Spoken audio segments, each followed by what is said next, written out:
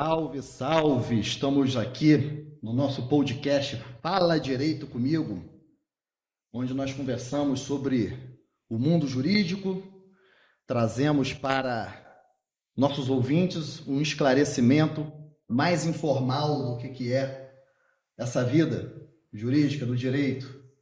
Eu sou o Ruiz Alcântara Filho, apresentador, e hoje aqui nós temos duas pessoas que para mim são muito queridas, que é o doutor Edio Júnior, presidente da OAB de Teresópolis, e o doutor Roberto Monteverde, o vice-presidente.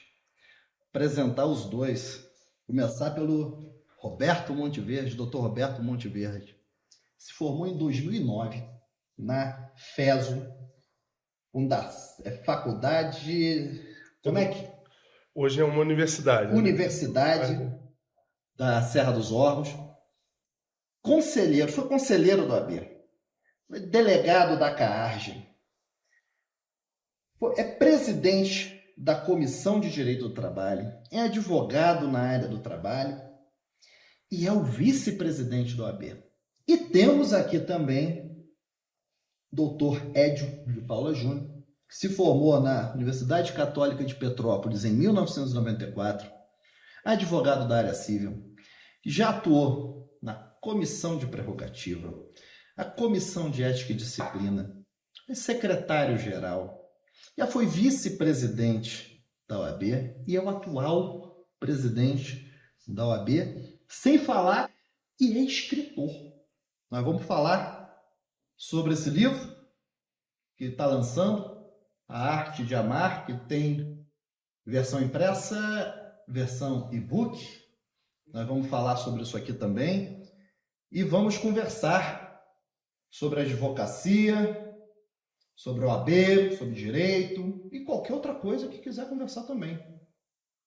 O e-book está disponível na Amazon, não é isso, Edio? Isso, na Amazon. E também no Instagram, edio.depaula. No Instagram, edio.depaula, na Amazon tem o livro. Vai lá e compra o seu, porque o meu eu ganhei. Olha aqui, inclusive, está autografado. O meu, inclusive, está autografado. Carinho muito grande receber o seu livro. Meu amigo Ruiz, espero que goste da leitura e que dê boas risadas. Excelente, que é um livro sobre a arte. O nome do livro é A Arte de Amar Após a Chegada dos Filhos. Um tema interessantíssimo. Nós vivemos hoje muitas controvérsias na área do direito de família e qualquer instrução sobre como um casal, em tempos modernos, tentar preservar a família e o que é mais legal, com humor, é muito bem-vindo. Isso é muito importante. Fiquei muito satisfeito, muito feliz em receber o meu exemplar. É importante a gente pensar nesse tipo de coisa. Ler é sempre muito bom, né, Ed? Sim, com certeza. Ler é sempre muito bom. E, enfim, vamos começar então pelo livro? Vamos começar. Mas antes disso, Zócoli Imóveis. zocoloimóveis.com.br. Zócoli Imóvel, você que está interessado em comprar, vender e alugar, zocoloimóveis.com.br. A imobiliária é de altíssimo nível, pessoas, funcionários, sócios, todo mundo altamente treinado, responsável, uma qualidade diferenciada, uma atuação não só em Teresópolis, mas no estado do Rio de Janeiro inteiro. Zócoli Imóveis eu realmente indico. E por ser uma pessoa que gosta de observar empreendedores e pessoas que têm tino comercial, eu reputo a Zócoli Imóveis como uma das grandes empresas que a gente pode contar. Agora sim. A Arte de Amar após a chegada dos filhos. Doutor Edio, o que nós temos aqui nesse livro? Pois é. Então, antes de mais nada, gostaria de agradecer o convite do amigo Ruiz, dizer que fiquei muito feliz, né, em você estar cedendo esse espaço para a gente poder estar aqui batendo esse papo nesse novo formato que hoje existe, né, do podcast. E o nome também do podcast me chamou muita atenção. Então, fala direito comigo, hein? Fala direito comigo. Então, a história do livro foi o seguinte: lá nos idos de 2000, eu era um jovem advogado, né, recém-formado, e na época trabalhava muito no direito de família. E também tive meus filhos na época, o que foi uma experiência, né, abro aqui um parênteses, uma experiência maravilhosa. Né? Ser pai é uma dádiva, É verdade. um dom de Deus, né? Então, assim, foi uma experiência inigualável, né? Eu acho que ser pai é uma coisa que modifica a pessoa. Existe o antes de ser pai e depois de ser pai. E dentro desse contexto, né, eu, jovem advogado, tive meus filhos nessa época, um nasceu em 2000, outro em 2002, um casal, né? Meu filho em 2000, minha filha em 2002. Atuando no direito de família, eu percebi que muitos casais, após o nascimento dos filhos, eles se separavam. E muitas vezes, como atuei também na defensoria lá na vara de família, na época da doutora Inês, antes até de me formar, né, ainda estudante, via que naquela tentativa de conciliação que antigamente existia, o motivo, às vezes, da separação era a dificuldade de lidar com o dia a dia dos filhos. Às vezes, muitas reclamações do que a mulher agora só quer olhar os filhos, esqueceu o marido. E diante disso tudo, e por eu estar também vivendo esse momento de ter tido meus filhos e ser casado na época, né, foi muito gratificante. Eu senti a necessidade de colocar isso para fora, de escrever. Lógico, esse livro não é um livro de direito, né, é um livro de ficção. Algumas coisas que tem no livro aconteceram realmente comigo, mas aí eu não vou dizer que aconteceu ou que não aconteceu. Tem um personagem chamado Bruno, né? Sim. Tem um personagem chamado Bruno, que ele é violinista aí no livro, né? E aí eu conto, na verdade, o dia a dia de um casal, né? E as mazelas ali da rotina do casal, e o que muda antes e depois da chegada dos filhos, na parte sexual, na parte de relacionamento, com os familiares, com os próprios filhos. E o livro depois ele projeta também o crescimento desses filhos e como que a vida do casal vai modificando. E aí, né, o que é importante deixar registrado? Eu não sou escritor profissional, né? Isso na época eu escrevi assim, com pureza de alma, né? Escrevi o que estava sentindo, o que estava observando.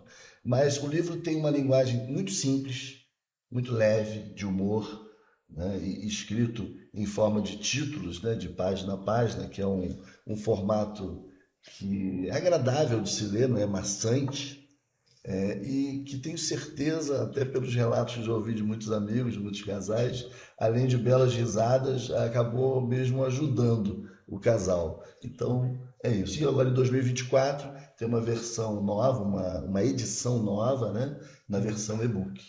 Que bacana, muito bacana. Realmente, a chegada dos filhos falou uma coisa aí, que eu sou pai de 2 filhos. Para mim, a minha vida é antes e depois. Sim, do nascimento do Pedrinho e do Daniel. Qual o nome dos seus filhos? Édio Neto e Luísa. Um abraço para o Édio Neto e para a Luísa. Parabéns pelo pai que vocês têm. Roberto Monteverde, nosso vice-presidente, obrigado por estar aqui com a gente também. Eu que agradeço, meu amigo Ruiz, cumprimentar aqui o nosso presidente, o doutor Édio.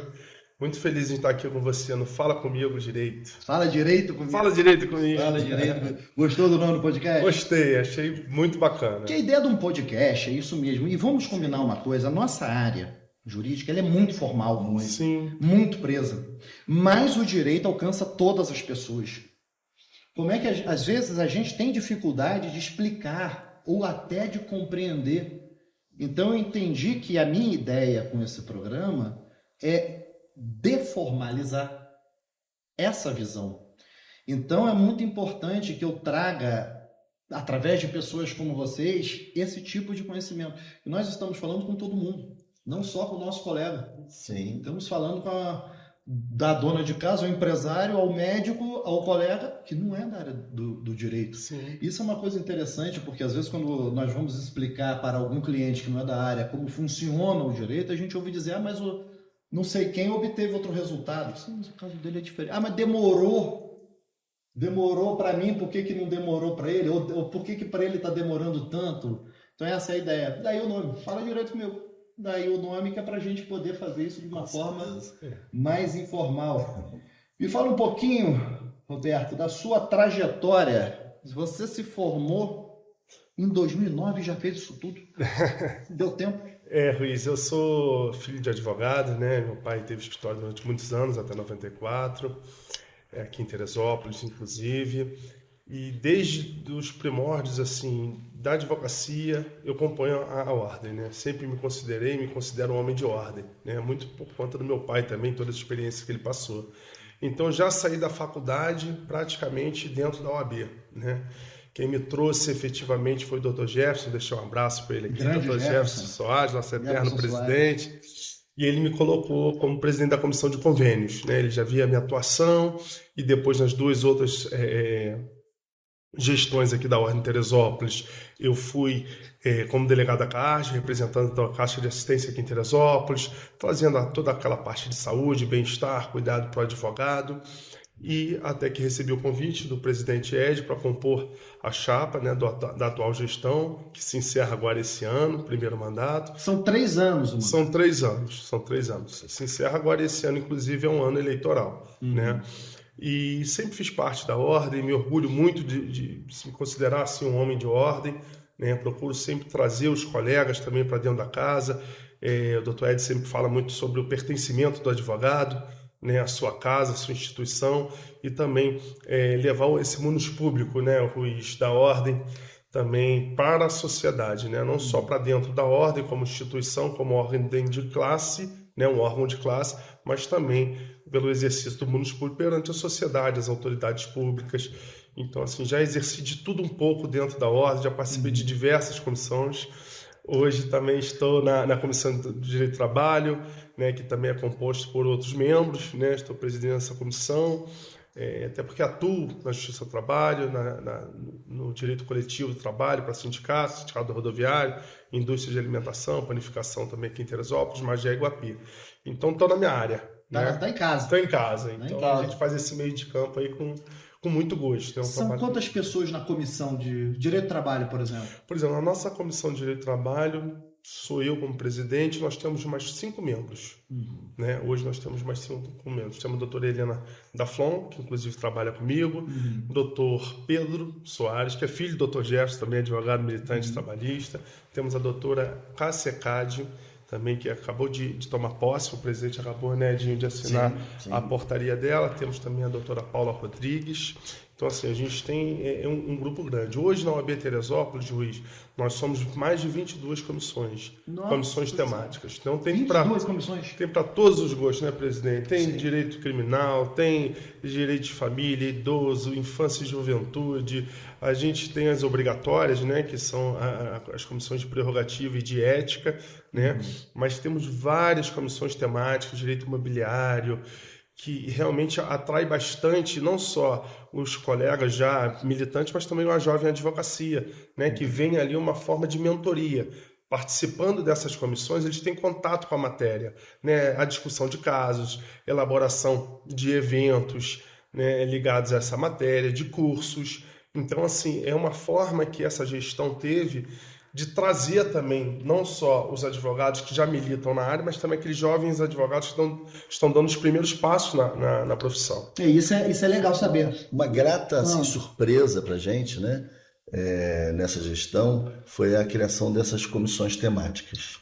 Porque antes a gente tinha só as comissões as obrigatórias e OAB Mulher e OAB Jovem. As comissões temáticas, elas trazem a oportunidade para os advogados, né, principalmente para os novos advogados, ele poder se aprofundar na área de atuação que ele escolheu.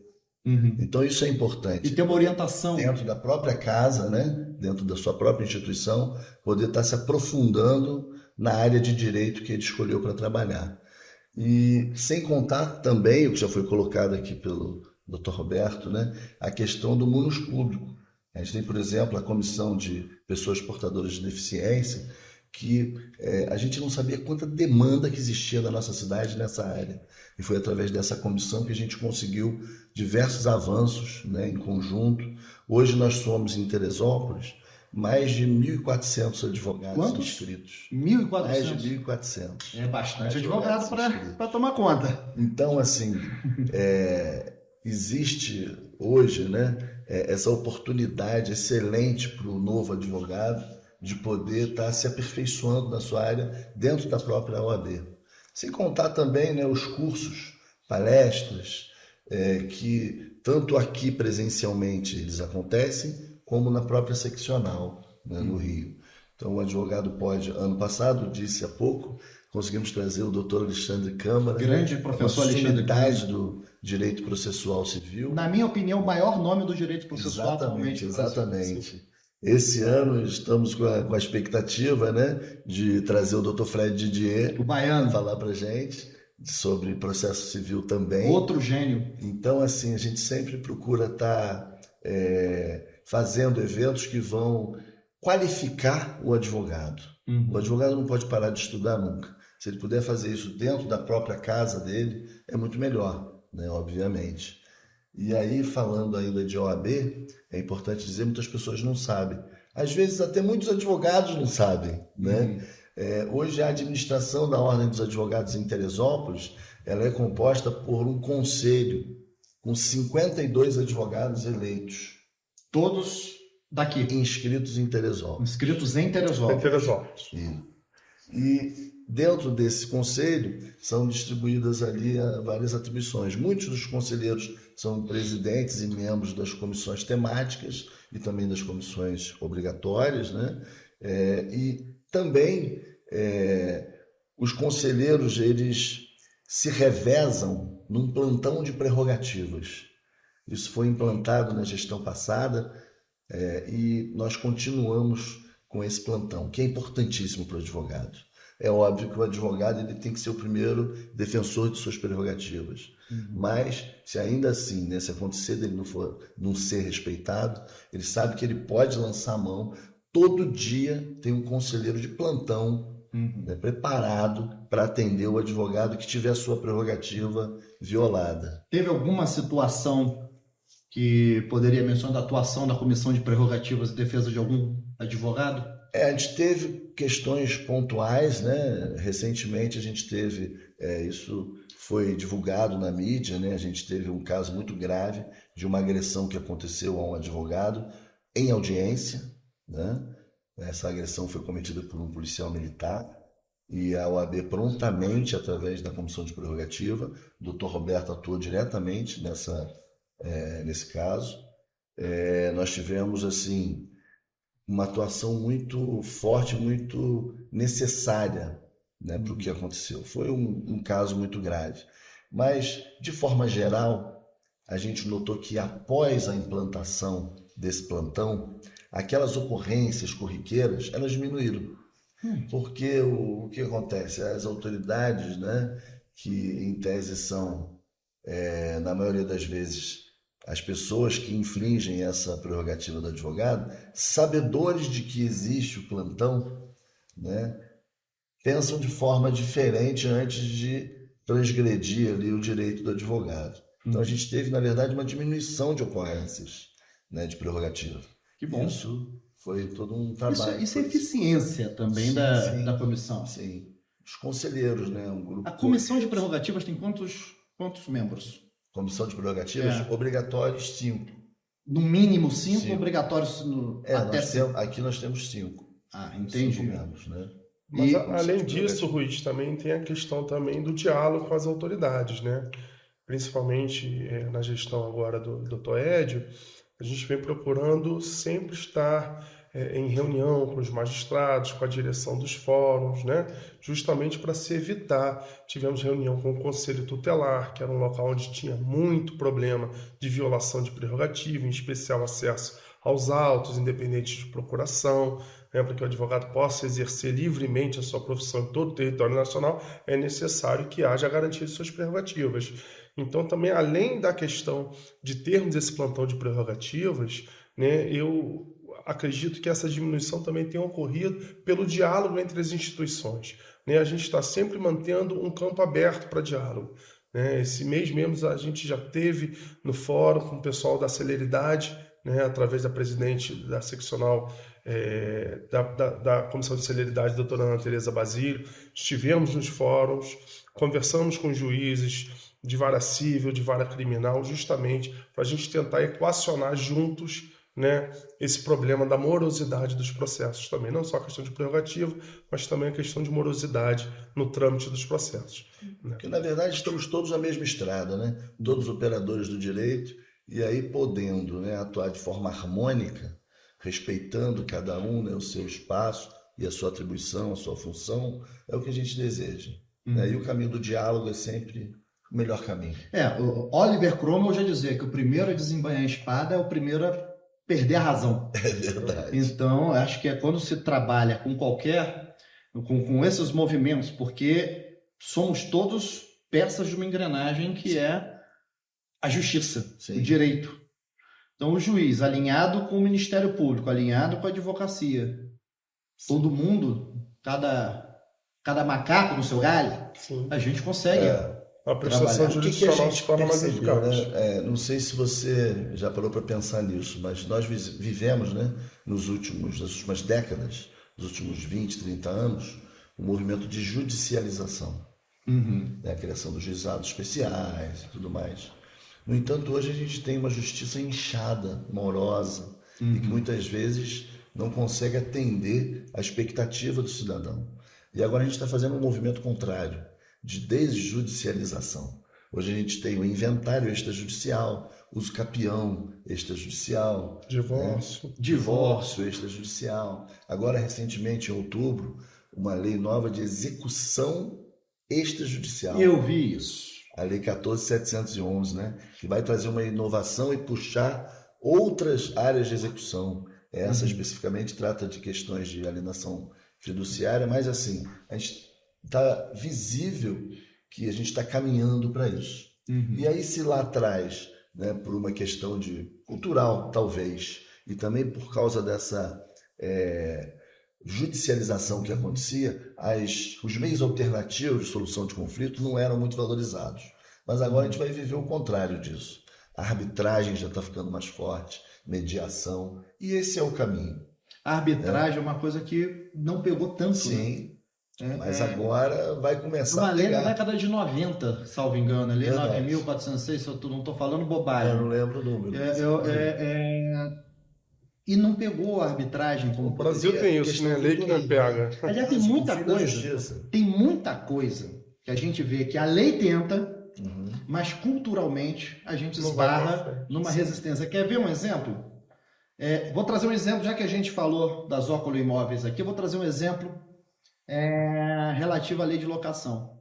Já vi muita imobiliária achando que para um contrato de locação de um imóvel ter validade tem que ter ou fiador, tem que ter ou uma garantia qualquer, quando na verdade a própria lei de locação, a lei 8.245 de 18 de outubro de 91, ela mesmo teve uma reforma em que até facilita a vida do proprietário, do locador, cujo locatário não tem uma garantia, que é a concessão de uma liminar. E a gente insiste em manter a exigência de garantias. Quer fiança, quer calção, quer... Verdade. De uma certa forma, na parte processual, facilitaria a desocupação do imóvel se você não tiver uma garantia. Se você não tiver uma garantia, você chega lá para o juiz e grosso modo fala: juiz, olha aqui, não está pagando meu aluguel e não tem garantia. Bota ele para fora, ele vai sair. Agora, se a gente for esperar discutir aquilo tudo, porque, vamos lá, 3 meses, às vezes, de um depósito, tem algum processo que dure menos de 3 meses? Eu não conheço. Difícil, né? O único processo que vai durar menos de 3 meses é aquele que inicial foi indeferido. Verdade. Então, verdade.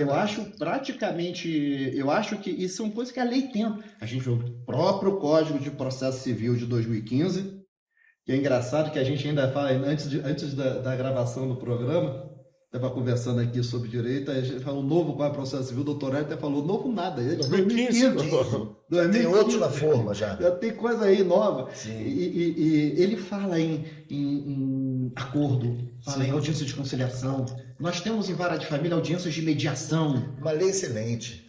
Até o doutor Alexandre Câmara, na oportunidade que ele teve aqui, ele colocou isso pra gente, até incitando e incentivando os advogados, os operadores do direito, né, a utilizarem todos os institutos que existem ali. Negócio processual. Negócio processual, Falamos exatamente. muito sobre negócio processual. Sim. Negócio processual. Então, existe uma tentativa de deformalização grande, Sim. mas algumas não pegam. Por quê? Por que não pega? Ô Ruiz, eu também, a gente pode fazer até um paralelo com a questão do juridiquês, né? Que até há pouco tempo atrás o Luiz Roberto Barroso, nosso ministro, falou sobre isso. Para que falar difícil? Para que escrever tão difícil assim, né? O próprio ministro do STF deu essa declaração, né? Que você estava falando no início, que o podcast tem esse viés também de aproximar, né, o leigo, a pessoa que não é operador do direito, né, e ao mesmo tempo não afastar aquele que é, né? Então, assim, eu acho que da mesma forma que culturalmente a gente essas leis não pegam, mediação, arbitragem, são institutos maravilhosos, né? Tem a própria questão da escrita do advogado, né? Você vê colegas até hoje usando e abusando de jargões em latim. Gente, não tem mais espaço para isso. Palavras complicadas.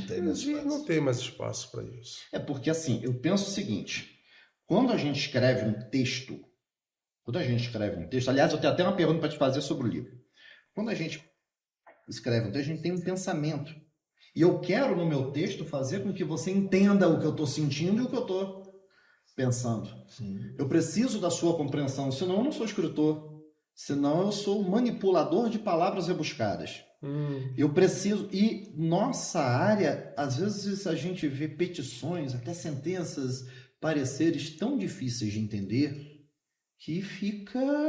Mas isso eu tenho a sensação, e aliás até essa menção aí ao ministro Barroso, eu tenho a sensação de que isso tá diminuindo. Eu tenho visto algumas coisas mais fáceis de ler. E até te perguntar isso, porque eu falei aqui agora uma coisa. A gente escreve aquilo que a gente está sentindo. O que você estava sentindo? Então, conforme eu disse aqui agora há pouco, né? Na época, eu estava vivendo exatamente esse momento de ser pai. Então, na verdade, o livro foi, na verdade, a forma que eu consegui transbordar esse sentimento de ser pai e, ao mesmo tempo, tentar ajudar com bom humor, né? A outras pessoas que também foram pais naquele momento. Porque o que acontece? O filho, ele deveria aproximar o casal e não separar o casal. Né? É um contrassenso isso. E aqui a gente percebe que a linguagem utilizada é uma linguagem extremamente gostosa de ler. Com certeza.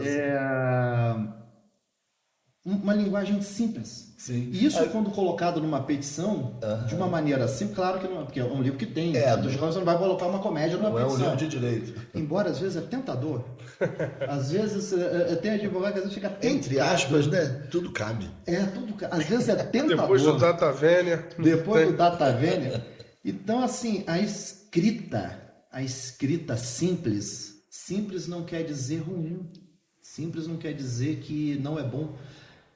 Posso expor de maneira simples um tema extremamente difícil. Um tema extremamente difícil. Sim. Verdade. E aí, voltando ao que a gente estava falando, essa questão, o jovem advogado, essas questões que a gente vem enfrentando de algumas coisas que são boas na lei, mas que demoram a pegar, essa judicialização excessiva. O jovem advogado, ele entra sempre num cenário de mudança. O direito é mutante o tempo inteiro. Como é que a OAB abraça isso? Pergunta 1. Como é que a OAB abraça isso e qual é a preferência? O que o novo advogado está preferindo como carreira? Ele quer ser o quê? Então, hoje, o novo advogado, quando nós fazemos a entrega, né, da carteira profissional, nós colocamos o advogado, já encaminhamos o advogado para o grupo da OAB Jovem, né, porque ali ele vai ter um grupo que vão partilhar das mesmas dificuldades e dúvidas diárias. Ao mesmo tempo, né, os coordenadores, a presidente, a doutora Mari, para quem eu deixo aqui o meu abraço, e os outros membros, eles vão estar orientando esse novo advogado, primeiro, para pegar suas informações direto da fonte, que é a OAB, que é a casa deles, né? E agora falei também há pouco no lançamento do e-book da OAB Jovem, que é um outro instrumento que vai ser valiosíssimo para quem está se formando. O que diz esse e-book? Esse e-book ele vem trazendo todas aquelas questões com relação a peticionamento, a todos esses sistemas existentes hoje nos tribunais, com relação a custas. A greve? Preenchimento de greves. Olha, isso é que importante. Um dinossauro monstro, né, dos advogados, muitas vezes, né? Então, e diversas outras informações, tirando dúvidas corriqueiras daquele advogado que acaba de entrar no mercado. Questão de precificação, né? O advogado novo não sabe cobrar seus honorários, é difícil, né? Então, tudo isso fica concentrado ali nessa OAB Jovem. Que é uma comissão. É uma comissão. Que tem um presidente, o presidente da OAB Jovem. Doutora Mari. Isso. Quem? Doutora Mari. Doutora Mari. Isso. Mariana Portugal. Mariana Portugal. É. Um abraço, doutora Mariana Portugal. Isso. E qual é a dúvida mais comum do advogado que acabou de se formar e acabou de pegar a rosinha dele? Então, o que acontece? Os sistemas... Hoje o advogado não trabalha sem o token. Sim. Muito embora, né, a gente saiba que as pessoas mais novas saibam lidar melhor com a questão da informática e tudo mais, a quantidade de sistemas diferentes que hoje existem, isso traz uma dificuldade para o advogado, né? Traz realmente uma dificuldade. Inclusive existe um projeto que está para ser lançado agora, a doutora Mari mesmo que idealizou isso, né? E, se Deus quiser, daqui a pouco vai estar sendo colocado em prática, de trazer esse novo advogado para, na prática, dentro da OAB, ter ali cursos e todas essas informações para poder caminhar nos primeiros passos. Hoje, né, aqui também é importante dizer, nós temos uma sede que ela comporta os mais de 1.400 advogados que existem em Teresópolis. Que é ali na rua Heitor de Borestevo. Então, o novo advogado que se forma hoje, ele não há nem obrigatoriedade que ele tenha um escritório próprio. Porque ali na OAB ele pode fazer o primeiro atendimento do cliente dele, mediante agendamento.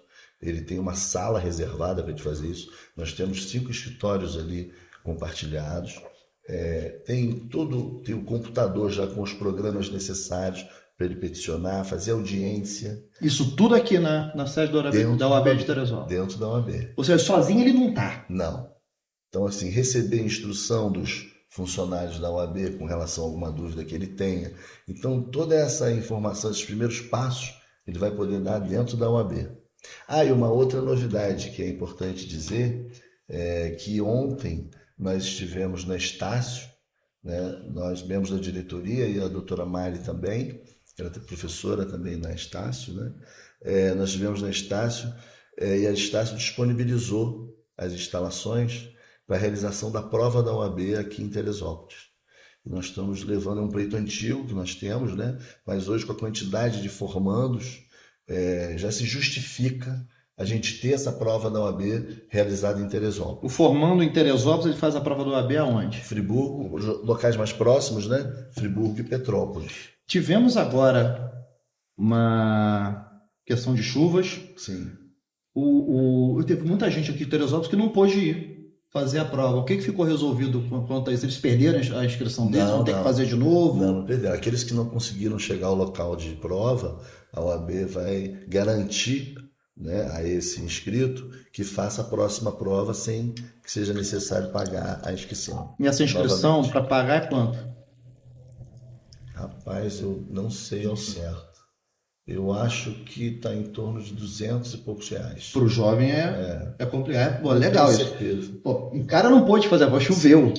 Vocês terem essa iniciativa. Sem contar a despesa de deslocamento. Sem contar o deslocamento. Então agora estamos trabalhando para poder fazer essa prova aqui em Teresópolis. Sim.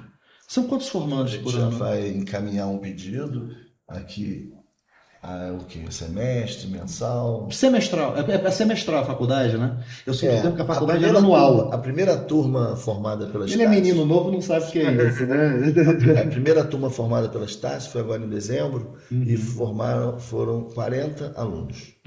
A Unifeso, na última formatura, nós tivemos presentes também, no final de 2023, eram, se eu não me engano, mais de 60 alunos. Nós estamos na casa de uns 100, cento e pouquinhos por semestre. Isso. Não, uns 200 por ano. É. Não, tem que fazer aqui, pelo amor de Deus. Né? Você tem que... E agora a novidade é que o advogado pode fazer a prova da ordem antes, né? A partir do 7º período ele já pode fazer a prova da OAB. Ah, é? Sim. Eu, quando eu me formei, eu tive que... Só vai poder exercer depois, mas já pode fazer a prova antes. Sim, não adianta, tem que se formar, né? Sim. Isso é importante. Mas assim, aí o advogado se formou, passou na OAB, teve esse apoio todo, eles estão escolhendo, em sua maioria, que área? Aí é bem diversificado. Como o Dr. Roberto estava falando, nós criamos agora essa semana a Comissão de Direito Militar, que é uma área que não é muito comum, né? E na maioria e composta por jovens, não é verdade? Direito militar, né? Mas muito previdenciário, que hoje está em alta, né? Exatamente por causa da questão de se solucionar muitas questões administrativamente, e aí a pessoa vê um retorno, né, de honorários mais rapidamente. Trabalhista, né? E muitos enveredam para o concurso, né? Normalmente, quando tem, por exemplo, eles vão, no 7º período, normalmente, eles vão lá na OAB fazer uma visita guiada com a gente, né? Sim. Como é que funciona essa visita guiada? O professor, né, encaminha o 7º período, né? A gente recebe na ordem o presidente ou eu, e a gente mostra as dependências, explica o que é a OAB, qual é o papel da OAB na sociedade, como órgão de classe, qual é o bônus público da ordem, a função do advogado, o exercício da profissão, que é indispensável à administração da justiça, que é a profissão que está no texto constitucional, no 133, aquela coisa toda, falando sobre as prerrogativas. Então, é um acolhimento desse estudante dentro da instituição, né? Então, a gente sempre pergunta, vem cá, daqui, qual de vocês pretende exercer a função, ser advogado? Já foi, quando no início, né, estou botando aí uns 15 anos atrás, a gente via muita gente, não, eu quero concurso, delegado, juiz, promotor, AGU, MP. Hoje em dia me parece que está bem dividida essa bola. O concurso, de certa maneira, por algumas questões, deixou de ser tão interessante. Não tem mais aposentadoria integral como havia antigamente. O trabalho está pesado. Até o salário é maravilhoso, sim, mas também vemos pessoas que são do concurso já reclamando. E a advocacia ficou mais atraente. Se a gente for ouvir a última fala do presidente do TJ, aqui do estado do Rio de Janeiro, né? Ele não prorrogou os concursos, né? Não prorrogou.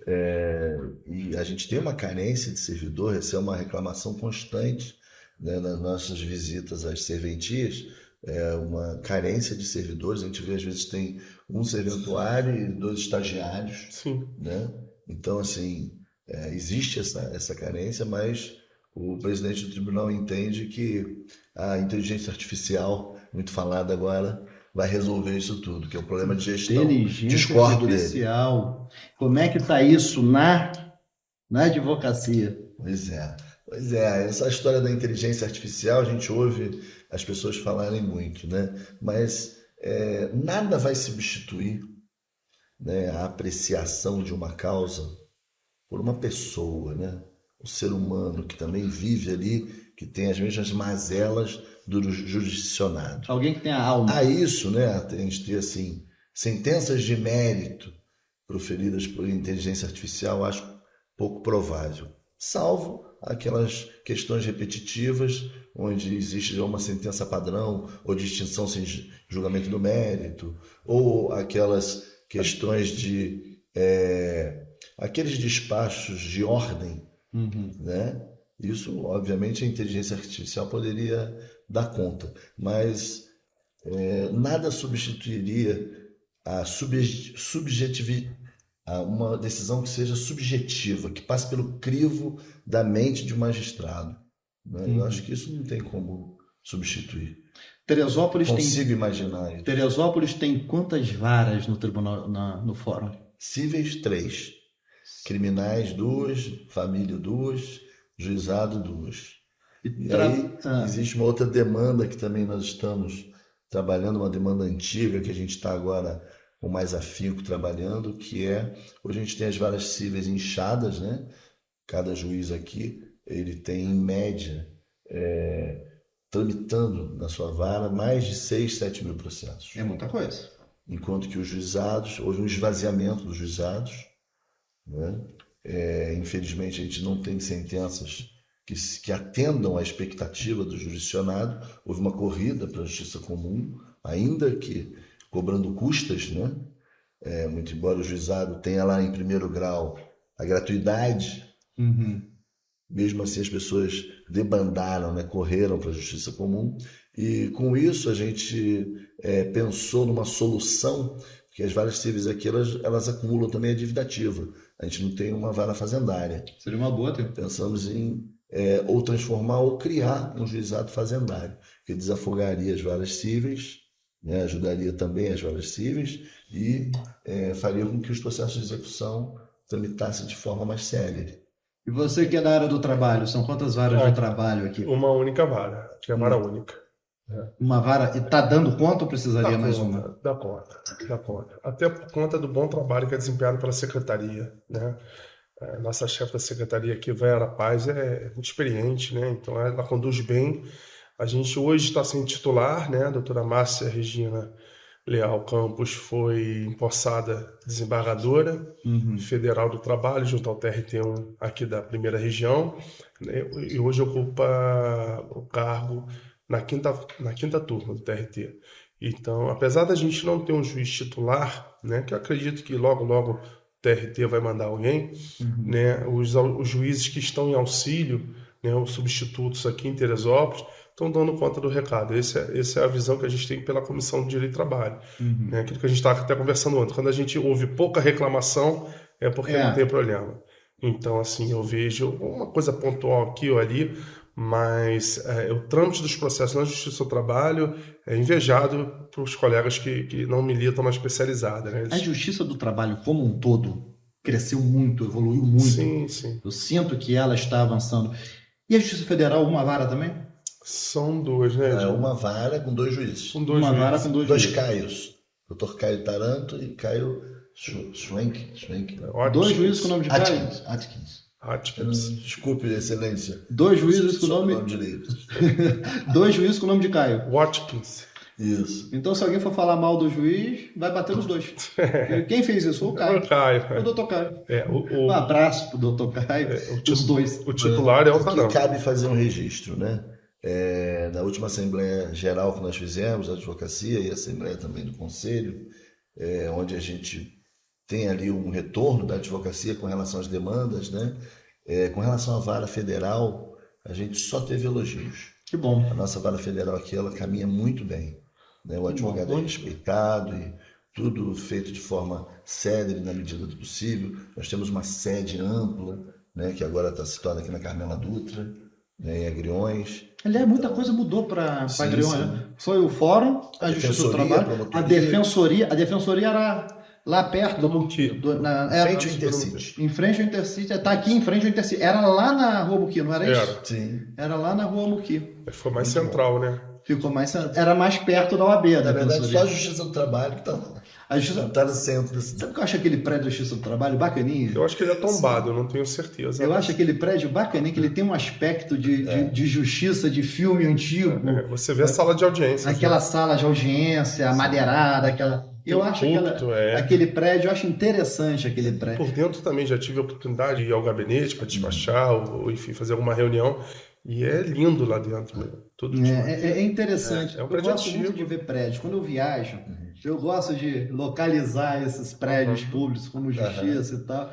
Eu me bato uma fotinha. Aliás, eu vou dizer uma coisa. O lugar que eu fiquei mais impressionado com o judiciário foi Santa Catarina, tá?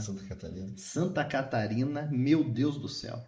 É uma coisa... A eficiência deles lá é inacreditável mesmo. Você entra com uma petição, pede uma liminar qualquer, aquilo vai ser analisado, visto, deferido e se bobear, cumprido na hora, no mesmo dia.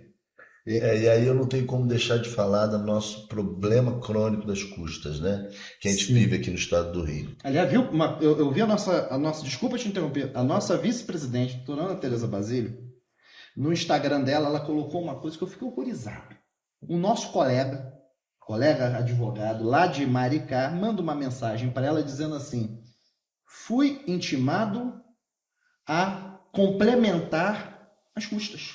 Ele recolheu lá as custas, o juiz entendeu que era insuficiente e mandou ele complementar. Até aí, tudo bem. 1 centavo. Roberto, Que absurdo, 1 né? centavo. Ed, 1 centavo. Então você imagina, né? Nessas visitas que nós fizemos às serventias, uma outra causa de morosidade nos processos é a certificação de diferença de custas. É óbvio que uma diferença de custas de 1 centavo foi arredondamento de uma calculadora. Uhum. Não é isso? Quando você mais de 5 para cima, né? Uhum. E ridículo, né? Chega a ser Ridículo. risível, né? A pessoa fazer uma certidão dessa. Certifique do fé que tem que 1 complementar 1 centavo. Nesse particular das custas, eu queria até deixar registrado aqui também que a gente tem um projeto que a gente está implementando para colocar em prática com relação às custas, e aí diretamente no tribunal, que é uma conta pré-paga, facultativa ao advogado de custas. Isso, interessante. Depois de perceber que as serventias gastam muito tempo certificando custas, e aí com o objetivo de dar mais celeridade aos processos, a gente pensou, né, eu e mais um grupo, pensamos num sistema onde o advogado, não de forma obrigatória, porque o tribunal, a grande questão que ele fala é que ele não quer adiantar custas para ser pagas depois, né? Então seria o contrário. O advogado que optasse por utilizar esse instrumento, ele teria uma conta facultativa onde ele depositaria um valor ao início de cada demanda, e essa conta pode estar vinculada ao processo ou ao advogado. Ele ainda tem essa opção. O advogado vai lá, bota tipo 10 mil. Bota, não precisa um valor alto assim, porque as diferenças são sempre pequenas. Bota lá R$500, né? E cada vez que um processo dele tiver uma diferença de custos a ser pagas, porque é importante que se diga, o GRERJ, é quase impossível da gente preencher um GRERJ e não ter uma diferença para recolher. Sim, é muito complicado. É muito complicado. Então, nessas diferenças pequenas, o cartório, vendo que o advogado tem essa conta pré-paga, o cartório já retiraria dali a diferença, certificaria nos autos e partiria para o próximo ato processual. Porque hoje o que acontece? O cartório tem que publicar, tem que sair no Diário Oficial. Aí o advogado preenche um GRERJ, faz uma petição informando o GRERJ, e aí o cartório tem que processar essa petição, né? E isso tudo demanda muito tempo. Ou seja, a gente daria uma celeridade enorme aos processos.